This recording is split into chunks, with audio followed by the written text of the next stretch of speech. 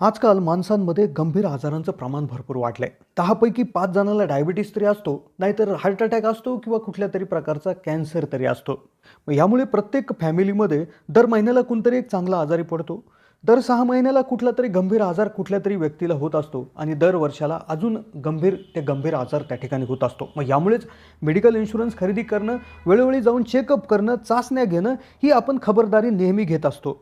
आणि हे सगळं होत असताना आपण चर्चा अशी करतो की जुने लोक जे होते, ज्यांना कुठलेही आजार होत नव्हते, ना त्यांना डायबिटीज होता, ना हार्ट अटॅक येत होता, ना कुठल्या प्रकारचा कॅन्सर होत होता आणि अगदी 100-100 वर्ष ती लोक जगत होते. असं का होत होतं? ते काही वेगळं खात होते का? काही वेगळी जीवनशैली होती का? तर हो, यावरच अभ्यास केला आहे जपानमधील एका शास्त्रज्ञाने. जो अभ्यास 2016 मध्ये प्रकाशित झाला होता आणि त्या अभ्यासामुळे या शास्त्रज्ञांना नोबेल पारितोषिक देखील मिळालं होतं. जपानमधील शास्त्रज्ञ ओशोमी यांचं असं म्हणणं होतं की तुम्हाला कोणताही आजार असू द्या, तुमचा आजार तुमचं शरीरच बरं करतं. तुमचा आजार बरा करण्यासाठी तुम्हाला कुठल्याही औषधाची गरज नसते, कुठल्याही टॉनिकची किंवा आयुर्वेदिक औषधांची देखील गरज नसते. तुमच्या शरीरातच अशी यंत्रणा देवाने बनवलेली आहे की तुमचं शरीरच कुठलाही आजार चक्क खाऊन टाकत असतं. मग आता तुम्ही म्हणाल की शरीरात जर आजार खाऊन टाकतं तर मग का आपल्याला दवाखाने करावे लागतात? का आपल्याला काळजी घ्यावी लागते? का मोठे मोठे आजार होतात? तर याचीच चर्चा आपण आज व्हिडिओमध्ये करणार आहोत. तर व्हिडिओमध्ये आपण जपानी शास्त्रज्ञांनी एक ऑटोफॅगी नावाचे एक त्या ठिकाणी संकल्पना मांडली होती, जी आपल्या शरीरातच घडते. तर ती कशा पद्धतीनं घडते, तिच्यावर आज काय इफेक्ट झालेला आहे, ऑटोफॅगी जर आपल्याला आपल्या शरीरातली चालू करायची असेल तर काय करायला पाहिजे, ज्याला कुठलाही खर्च नाही किंवा काहीच वेगळं करायची गरज नाही आहे. आणि ही जर संकल्पना किंवा ही जी प्रक्रिया शरीरात जी चालते ती जर तुम्ही सुरळीत करू शकला तर नक्कीच तुम्ही अख्ख्या आयुष्यात कधी आजारी पडणार नाही. कुठल्या दवाखान्याची पायरी देखील तुम्हाला चढायची गरज नाही आणि सगळ्यात महत्त्वाचं म्हणजे तुम्हाला कुठलाही गंभीर होण्याची शक्यता अगदी 1% सुद्धा नसणार आहे. व्हिडिओमध्ये आपण कुठलंही औषध तुम्हाला घ्यायला सांगत नाही, कुठलीही टॉनिक घ्यायला सांगत नाही किंवा कुठलं काहीच करायला सांगत नाही. फक्त एक छोटासा बदल तुमच्या जीवनशैलीत करायचा आहे, ज्याला काहीच करण्याची गरज नाही. तर त्यानेच होणार आहात तुम्ही आयुष्यभर निरोगी आणि आयुष्यसुद्धा तुमचं वाढणार आहे. तर त्यामुळे अतिशय संशोधनात्मक माहितीतून घेण्यात आलेला हा व्हिडिओ असणार आहे. त्यामुळे व्हिडिओ लक्षपूर्वक पाहत राहा. चॅनलला नवीन असाल तर जरूर सबस्क्राईब करा. आपल्या आयुष्यात काहीही मिळवायचं असेल तर सर्वात महत्त्वाची गोष्ट असते ते म्हणजे आपलं निरोगी शरीर. पूर्वी लोक आरोग्य हीच संपत्ती त्या ठिकाणी मानत होते, पण आजच्या स्पर्धेच्या युगामध्ये आपण जे काय आपलं आरोग्य आहे, जे आपले हेल्थ आहे, याच्याकडे दुर्लक्ष केलेलं आहे. मग त्याचाच परिणाम म्हणून आज आपल्याला diabetes, BP, heart stroke, cancer, brain tumour असे विविध आजार त्या ठिकाणी होत आहेत. पण मी जर असं म्हटलं की तुम्ही आयुष्यभर निरोगी राहू शकता, तुम्हाला कुठलेही आजार होणार नाहीत आणि झालेले आजारसुद्धा तुमचं शरीरच ते आजार खाऊन टाकील आणि ज्याला तुम्हाला काहीच करायचं नाही, फक्त एक ऑटोफॅगी नावाची संकल्पना समजून घ्यायची आहे, जिच्याकरता 2016 मध्ये जपानी शास्त्रज्ञाला नोबेल पारितोषिक मिळालेलं आहे. 2016 ओशोमी नामक एक जपानी शास्त्रज्ञांनी या ठिकाणी ऑटोफॅगी त्या ठिकाणी संकल्पनेचा त्या ठिकाणी शोध लावला, जे शरीरात निरंतर होत असते. तर सगळ्यात आधी ही ऑटोफॅगी काय असते हे थोडंसं समजून घेऊयात आणि ही ऑटोफॅगी आपल्या शरीरात कशी चालू करायची की ज्यामुळे तुमच्या आयुष्यभर तुम्ही निरोगी राहून तुम्हाला कुठलाही दुर्गार आजार जडण्याचा प्रश्नच निर्माण होणार नाही. आता सगळ्यात आधी समजून घेऊया ऑटोफॅगी म्हणजे नेमकं असतं तरी काय.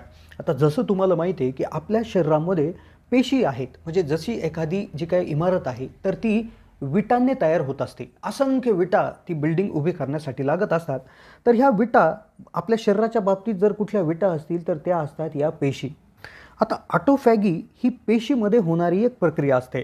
ऑटो या शब्दाचा अर्थ स्वतः आणि फॅगी याचा अर्थ खाणे, म्हणजे स्वतःच खाणे असा याचा अर्थ होतो.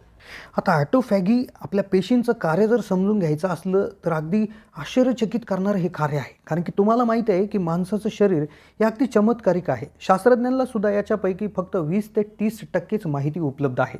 आता ऑटोफॅगी या पेशींच्या प्रक्रियामध्ये होतं काय, तर ऑटोफॅगी ही प्रत्येक पेशीची त्या ठिकाणी निरंतर होणारी क्रिया आहे.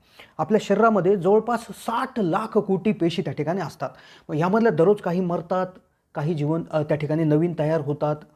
ही प्रक्रिया निरंतर चालू असते. आपण झोपलेलो जरी असलो तरी पेशींमध्ये काही ना काही प्रक्रिया चालू असते.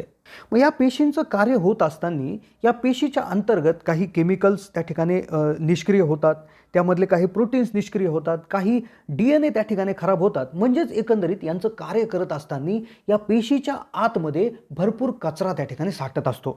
याबरोबरच कुठलं इन्फेक्शन जर बॉडीमध्ये झालेलं असेल तर ते जे काही जीवाणू किंवा व्हायरस असतील तर ते सुद्धा मारून त्यांचे जे काही मृत शरीर आहे तर ते सुद्धा पेशीच्या आतमध्ये पडलेले असतात. मग ही जी काय पेशी आहे तर ही पेशी हे सर्व जे काही मृत घटक आहे किंवा जो कचरा आहे याला साफ करण्याचं काम करते. कशा पद्धतीनं की ते जे काय मृत पडलेले शरीर आहेत किंवा जो कचरा आहे तर ती खाऊन त्या ठिकाणी हा सर्व संपवत असते. खाल्ल्याने त्या पेशीला ऊर्जा देखील मिळत असते आणि त्या पेशीच्या सर्व क्रिया चालत देखील असतात. मग हाच कचरा जर त्या ठिकाणी खाल्ला गेला नाही किंवा कमी प्रमाणात जर खाल्ला गेला किंवा ही जी ॲटोफॅगीची प्रक्रिया आहे ती जर थोडी स्लो झाली, अगदी मंद झाली तर मग खरा प्रॉब्लेम चालू होतो आणि तेच मूळ आहे हे सर्व आजार होण्यामागचं. पूर्वी जुने लोक तुम्ही बघितलं असेल की सकाळी एकदा त्या ठिकाणी भरपूर आहार घ्यायचे, न्याहारी करायचे, त्यानंतर दिवसभर अगदी जड कामं, मेहनतीचे कामं करायचे, त्यानंतर ते त्या ठिकाणी रात्रीच त्या ठिकाणी जेवायचे आणि त्यानंतर अगदी हप्त्यातून 1-2 वेळा ते उपवाससुद्धा करायचे, म्हणजे काहीही खायचे नाही. तर मग याच्यामुळे व्हायचं काय की शरीरामध्ये ऊर्जेची नेहमी कमतरता भासायची आणि ती कमतरता ती जी काय पेशी आहेत तर त्या पेशी हा कचरा खाऊन ती त्या ठिकाणी ऊर्जा भागवायचे, जेणेकरून ही प्रक्रिया सुरळीत चालायची आणि कुठल्याही प्रकारचे आजार तयार होण्यामध्ये त्यामध्ये होतच नसायचं. तो माणूस नेहमी निरोगी असायचा. पण आता उलट असं झालं आहे की आपण काही ना काही नेहमी खातच असतो. सकाळी ब्रेकफास्ट किंवा नाश्ता केला, त्यानंतर तो कुठे पचत नाही तर आपण दुपारचं जेवण करतो. ते पचत नाही तर आपण 4-5च्या दरम्यान कुठले तरी स्नॅक्स खातो आणि संध्याकाळी परत जेवण करतो आणि मधल्या काळामध्ये चहा, कॉफी, कोल्ड्रिंक्स, सॉफ्ट ड्रिंक्स वगैरे या गोष्टीसुद्धा घेत असतो. यामुळे होतं काय की ज्या काय पेशी आहेत तर त्यांना मुबलक प्रमाणात अन्न उपलब्ध होतं, मुबलक प्रमाणात त्यांच्याकडे ऊर्जा उपलब्ध असते. मग त्यामुळे ते जो काय कचरा आहे तर तो कचरा खात नाही किंवा जरी खाल्ला तर कमी प्रमाणात खातात. आता जसं आपल्याला माहिती आहे की जर तुमच्याकडे स्वादिष्ट ताजं अन्न जर असेल आणि दुसरीकडे जर तुमच्याकडे शिळं अन्न असेल तर तुम्ही साहजिकच ताजं आणि स्वादिष्ट अन्न खाल, शिळं अन्न तसंच पडू द्याल आणि तसंच होतं या पेशींमध्ये. हा जो काय कचरा आहे तो हळूहळू साठत चालतो आणि हाच कचऱ्याचं रूपांतर पुढे ब्लॉकेजेसमध्ये, डायबिटीजमध्ये, अल्झायमरमध्ये किंवा इतरही जे गंभीर आजार आज तुम्ही बघू शकता तर त्यातले 99% आजार या ॲटोफॅगी व्यवस्थित न चालण्यामुळे होतात.